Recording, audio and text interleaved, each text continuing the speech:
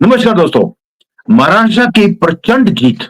भाई प्रचंड का भी ये हाल है कि 230 कोई भी बुद्धिजीवी जितने भी बड़े बड़े महाकार हैं जो करते हैं कि भाई एग्जिट पोल थे वो तो 150 बोल रहे थे। 150 से 230 का फर्क देखिए। 2-4% का फर्क नहीं है, 50% का फर्क है। और ये काम हुआ because of all of you working together. बटे नहीं तो कटने से भी बच गए। अब थूक पेशाब ज्वाला आपको खाना खाने की जरूरत नहीं है। अब इसके बाद बहुत ज्यादा एक रिपल इफेक्ट है हर चीज के ऊपर। स्टॉक मार्केट के ऊपर भी असर पड़ेगा। रिजल्ट फ्राइडे नाइट को आया है। आप समझिए आज सैटरडे नाइट को आया है। आप ये देख लीजिए अब मंडे को स्टॉक मार्केट में क्या होगा। ये बहुत ही बड़ा एक क्वेश्चन है कि what is going to happen, और इसके ऊपर डिटेल में बात करेंगे उमेश जी के साथ। अदानी का क्या होगा, क्रिप्टो का क्या होगा, क्योंकि कुछ प्रेडिक्शंस उमेश जी ने क्रिप्टो के ऊपर करी थी कि ये बहुत जल्दी 1 लाख को क्रॉस कर जाएगा। वो वहां पर पहुंच गया है। अब आगे जाकर क्या होगा, क्योंकि ये हमारी लाइफ को टच करता है। जय सिया राम के नारे आपके थोड़े से कम होने शुरू हुए हैं।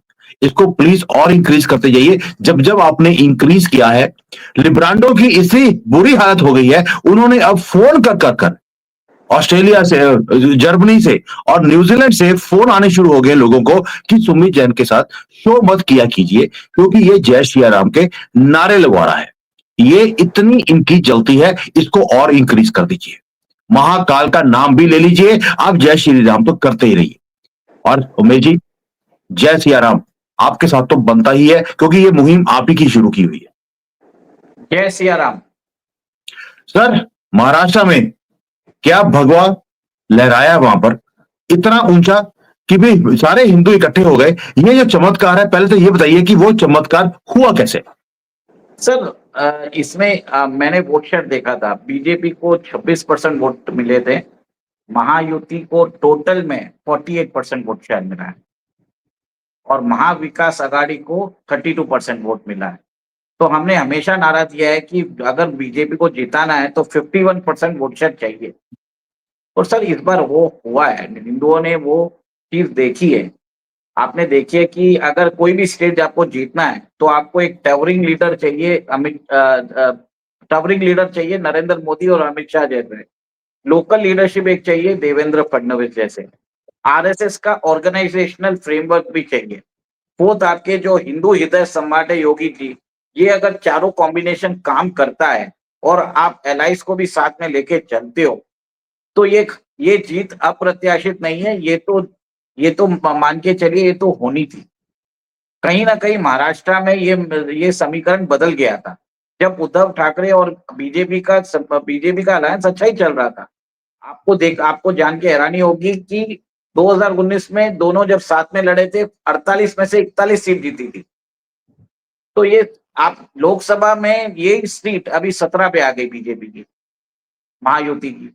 कहाँ 41 सीट्स थी, कहाँ 17 सीट्स। तो सर एक नुकसान हुआ था, बीजेपी को वो रीबिल्ड करने के लिए टाइम लगा और उन्होंने अपना वो विनिंग मैजिक कॉम्बिनेशन बोलते हैं, मोजो बोलते हैं, वो गेन कर लिया। तो इसमें मेरा एक चीज मानना है कि संघ के कार्यकर्ताओं ने बहुत बड़ा काम किया। 60,000 मीटिंग्स की उन्होंने। सर सपोर्टर को 60,000। Yes yes sir 60,000। आपको अपने सपोर्टर को वोटर बनाना पड़ेगा sir. Slogans can not win you election. Election के टाइम अगर आपकी रैली में भीड़ लग रही है उससे कोई मतलब नहीं है सर, जब तक वो सपोर्टर आपका वोटर नहीं बनता है। ये काम जो एंकरिंग का काम होता है लास्ट मिनट में, ये करते प्रचारक, स्वयं सेवक, कार्यकर्ता करते हैं संघ के। ना तो बीजेपी के आईटी सेल वाले कुछ कर जो एयर कंडीशन कमरे में बैठ के पावर पॉइंट प्रेजेंटेशन बनाते हैं, उनसे सब नहीं होगा सर।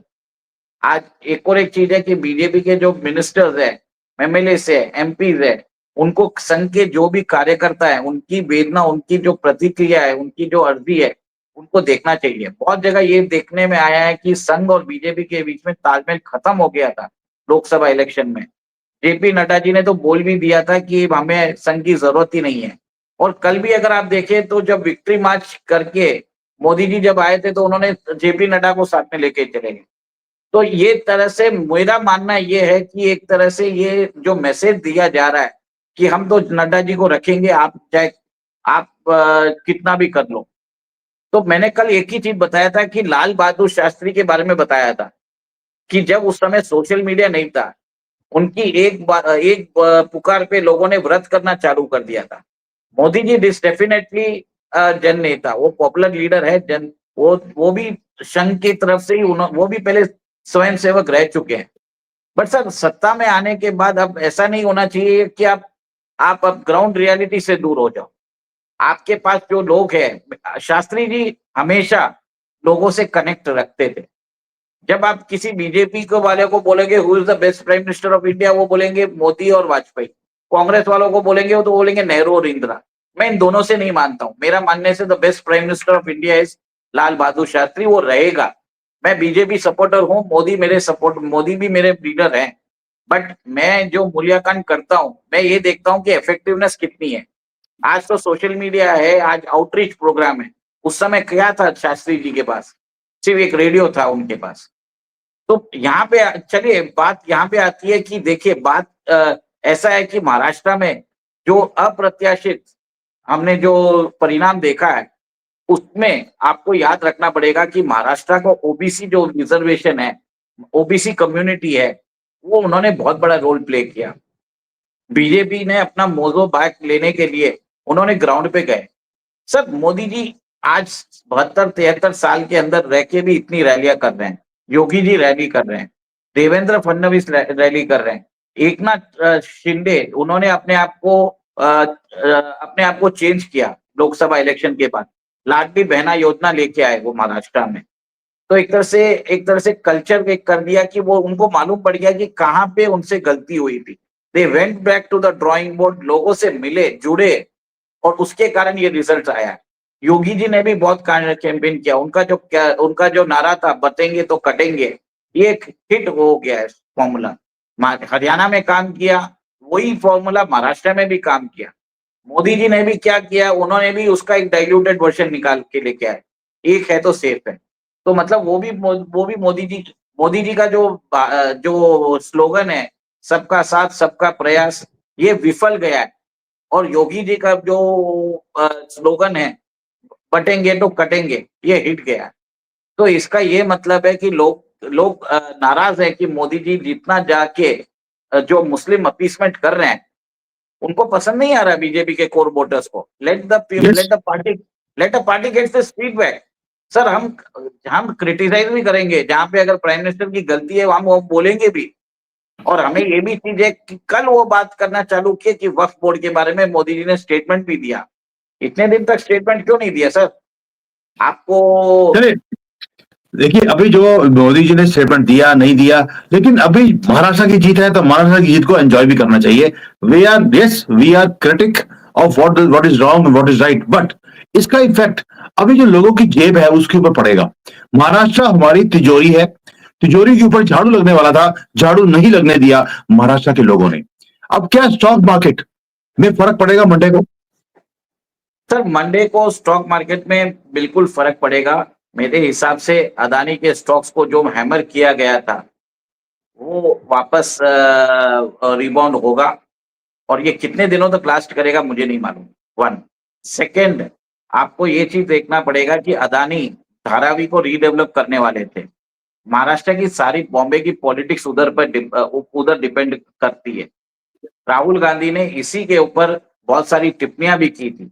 तो लोगों ने ये जो नकारात्मक जो प्रो डेवलपमेंट सरकार के जो क्रिटिसाइज किया था राहुल गांधी ने जो क्रिटिसाइज किया उसको नकारा है।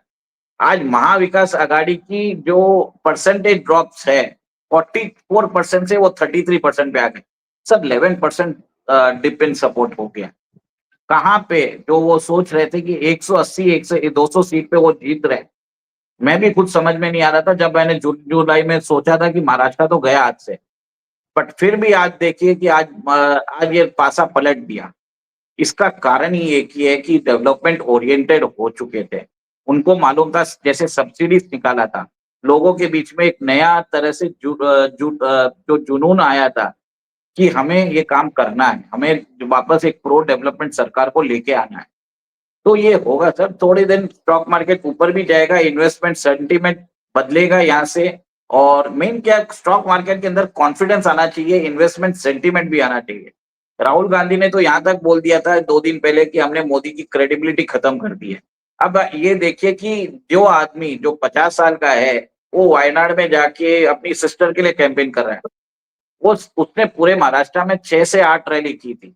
तो उन्होंने तो महाराष्ट्र वोटर्स को ग्रांटेड ले लिया था। जो जो गलती बीजेपी ने लोकसभा इलेक्शन में की थी वही गलती महाराष्ट्र इलेक्शन में कांग्रेस ने की। झारखंड में झारखंड में सेम मुद्दे थे, पर बीजेपी वहां पे हार गई क्योंकि हेमंत सोरेन ने वहां पे 200 से प्लस रैलीज की। जब वो जेल में थे तब उनकी अर्धांगिनी है कल्पना सोरेन, उन्होंने भी रैली की। तो एक तरह से कद्दावर नेता बन के उभरे हैं। उन्होंने वही जो पॉलिसी जो महाराष्ट्र में लाडली बहना योजना है, उन्होंने वही का वही वही टेम्पलेट उठा के झारखंड में यूज कर लिया। तो बीजेपी नहीं चल सकी वहां पे। तो आप इंडियन वोटर को ग्रांटेड नहीं ले सकते।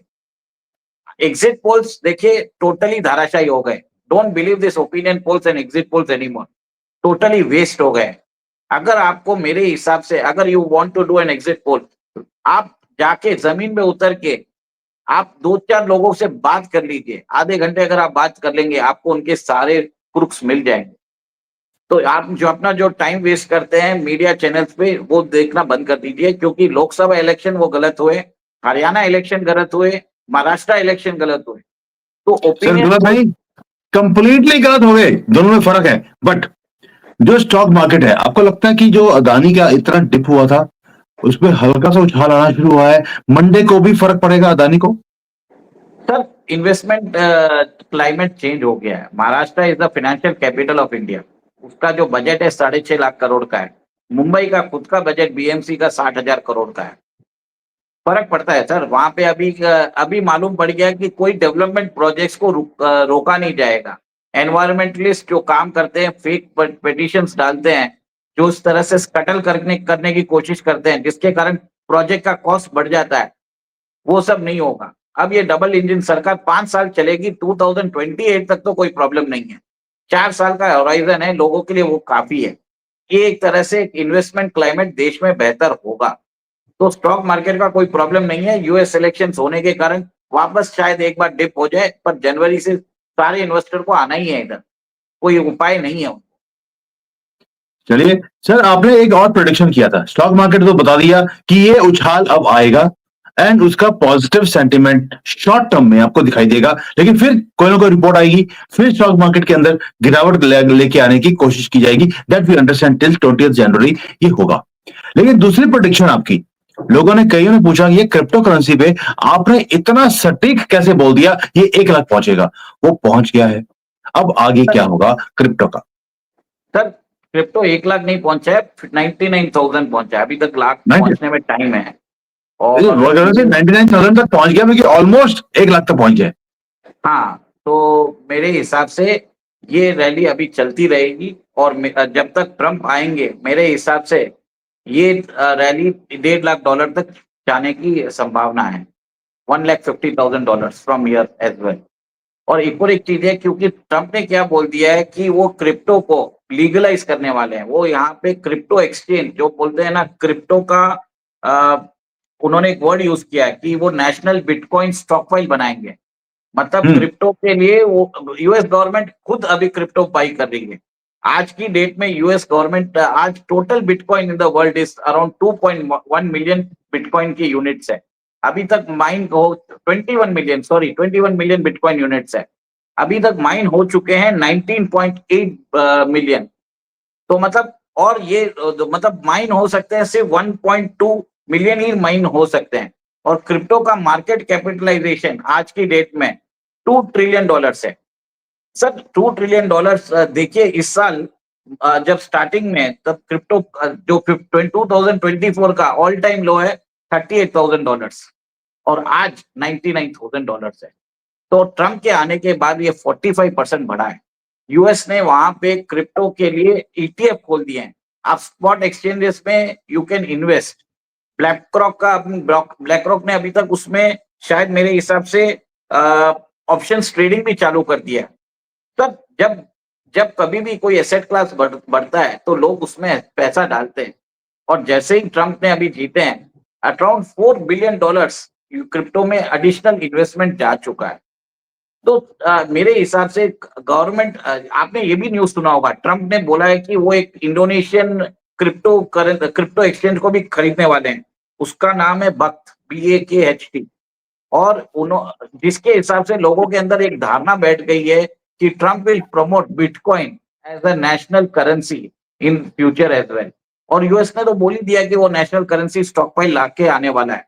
तो यूएस को वो crypto capital of the world बनाएगा।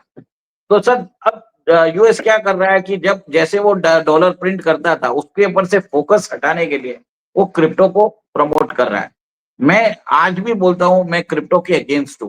क्रिप्टो कुछ भी नहीं है, एक तरह से अल्फा न्यूमेरिक कोड है, एनक्रिप्टेड, जिसको आप ट्रेडिंग कर सकते हो अक्रॉस द नेटवर्क। उसकी कोई वैल्यू नहीं है। जस्ट बिकॉज उसकी अडॉप्शन कर रहे हैं लोग, हमें बेवकूफ नहीं बनना चाहिए। इसके लिए मैं लोगों को और इंडिया में गवर्नमेंट इसको प्रेफर नहीं करती है। बहुत सारे रेगुलेशंस आ चुके हैं। अगर आप कर रहे हैं तो अपनी रिस्क पे कर रहे हैं। इतना बोल रहा हूँ, आप हम्म। अगर ये कर रहे हैं तो आप सट्टे पे कर रहे हैं। वो पैसा डालिए जिसमें आपको लगे कि अगर मैं डोनेशन दे दिया तो भी चलेगा, वैसा पैसा डालिए। इन्वेस्टमेंट के लिए नहीं है सर, कंप्लीटली नहीं है। सर मुझे एक चीज समझ नहीं आई कि जो स्टॉक मार्केट है वो हमेशा इंटरनेशनल जो सिचुएशंस होती हैं उसके हिसाब से ऊपर या नीचे जाती हैं, या पॉलिटिकल सिनेरियोज क्या होते हैं, या कंपनीज के नंबर्स क्या होते हैं, ये तीन चार चीजें हैं जिसके ऊपर डिपेंड करती है। अभी यूरोप में इतना बड़ा वहां पर माहौल है युद्ध का। आप देखिए वहां पे चारों तरफ से मिसाइलें आ रही हैं, जा रही हैं। कभी यूक्रेन अटैक कर रहा है, कभी पुतिन कर रहा है, और अभी तो नेटो भी एक्टिवेट हो गया। इतनी बड़ी सिचुएशन, और उसके बाद भी आप बोल रहे हैं कि सिर्फ महाराष्ट्र जीतने के कारण एक उछाल आएगा स्टॉक मार्केट के अंदर। ऐसा क्या चक्कर है कि भारत का stock market is immune to the international happenings? देखिए सर, भारत के अंदर डेमोग्राफिक डिविडेंड है। यहाँ पे पॉपुलेशन 28%, यहाँ पे जो average age of the population है 28 ईयर्स है। चाइना की एक एजिंग पॉपुलेशन है। रिपोर्ट आई है कि नेक्स्ट 50 ईयर्स में चाइना की पॉपुलेशन आधी हो जाएगी। आपने भी वो बोला था। तो लोगों को मालूम है ये कंजम्पशन ओरिएंटेड इकोनॉमी है। और सेकेंड, यहाँ पे लोगों की इनकम बढ़ रही है।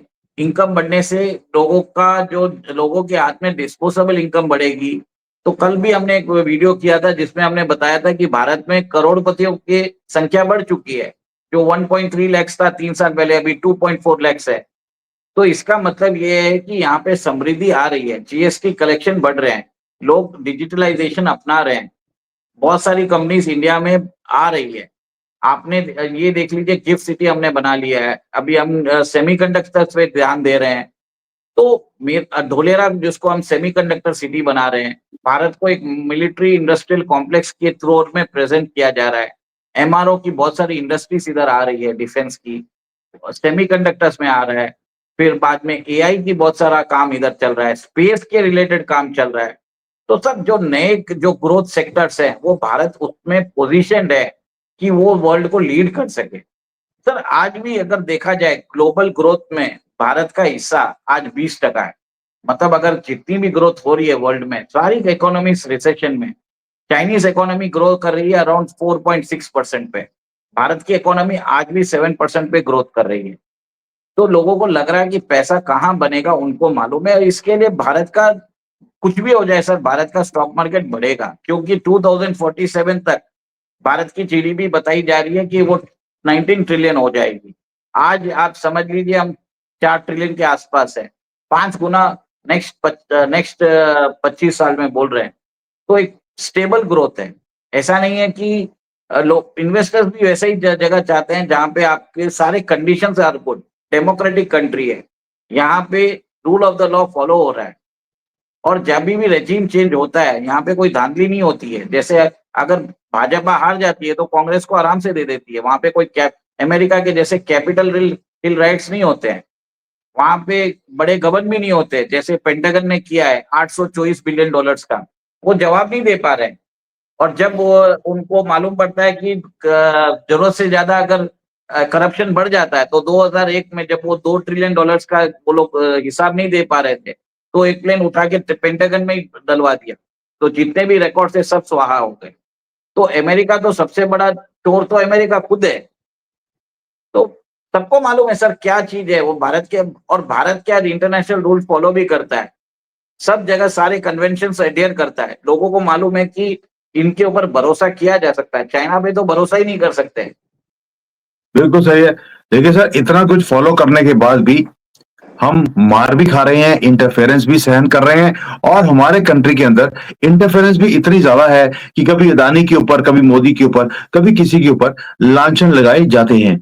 अब तो जो ट्रूडो था उसने भी यू टर्न कर लिया है कि नहीं नहीं, जो ये मोदी के ऊपर और अमित शाह के ऊपर जो इन्होंने केसेस लगाए थे वो गलत है। ट्रूडो की अपनी पार्टी की गवर्नमेंट ने वो बोल दिया कि सारे के सारे एलिगेशंस वो गलत थे जो ट्रूडो मल ने लगाए थे। यानी कि हमने एक बार दिल्ली में प्रोटेस्ट किया इनकी एम्बेसी के बाहर, नानी याद आ गई उनको।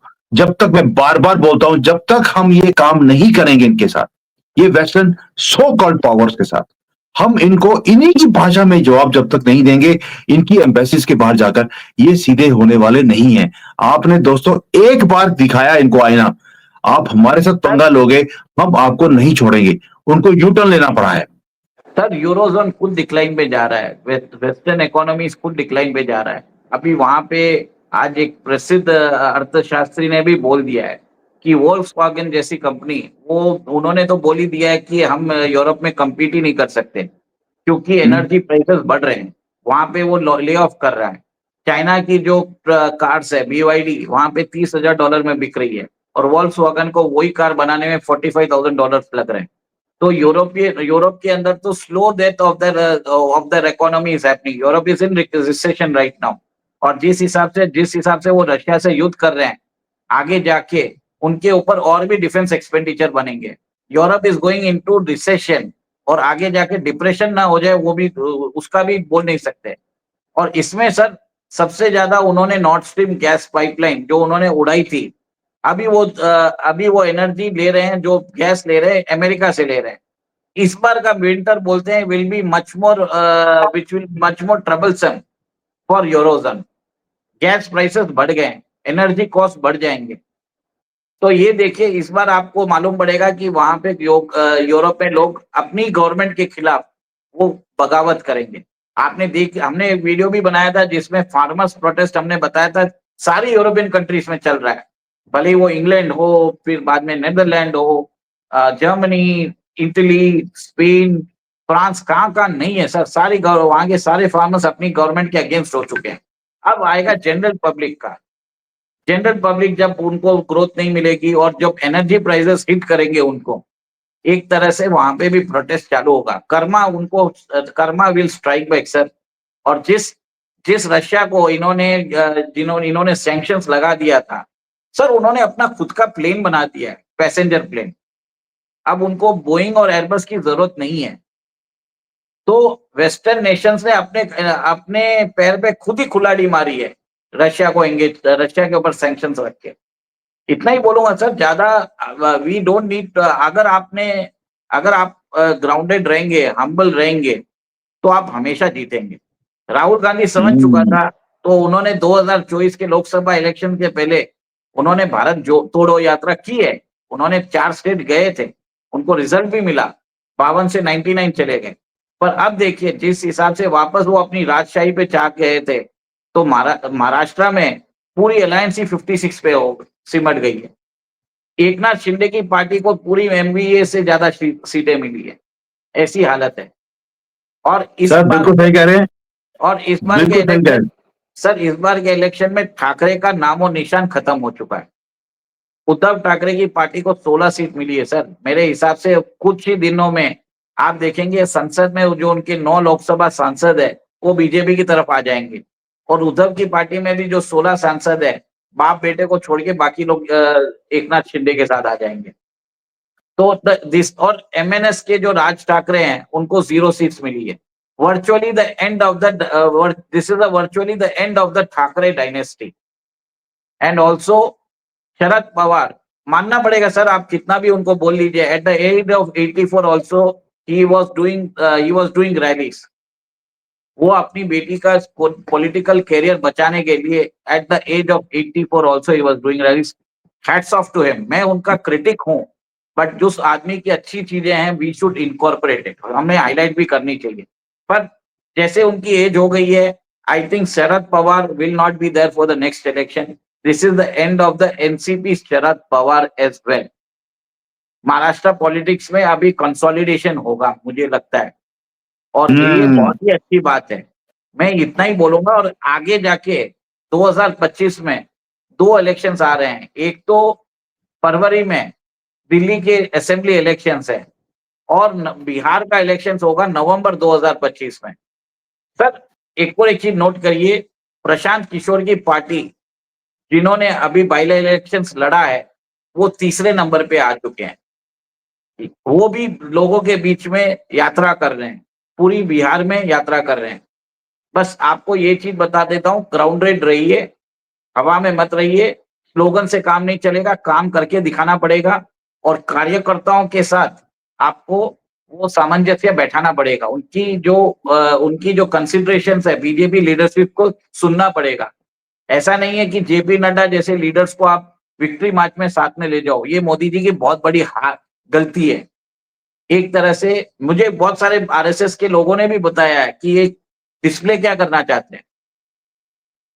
जरूर है, we should celebrate the victory, but arrogance नहीं रखना चाहिए सर। भले ही वो राहुल गांधी हो या नरेंद्र मोदी हो, भागवत जी हो या कोई भी हो, आप ग्राउंडेड रहोगे तो आप मैं जीतोगे। आई यही फुली बात एग्री कर रहा विद हूँ। यू। और ये भी आई बोलता हूँ, दिल्ली का इलेक्शन अभी आने वाला है, जैसे महाराष्ट्र में भी वे शॉर्ट बाई 3%, दिल्ली में एब्सोल्यूट मेजोरिटी बीजेपी को चाहिए। तो 51% वोट शेयर फॉर बीजेपी, और Hindu should come in large numbers to vote. एक है तो सेफ है, बटेंगे तो कटेंगे। ये नारा रोज सुबह शाम को उठ के आप जपते रहिए।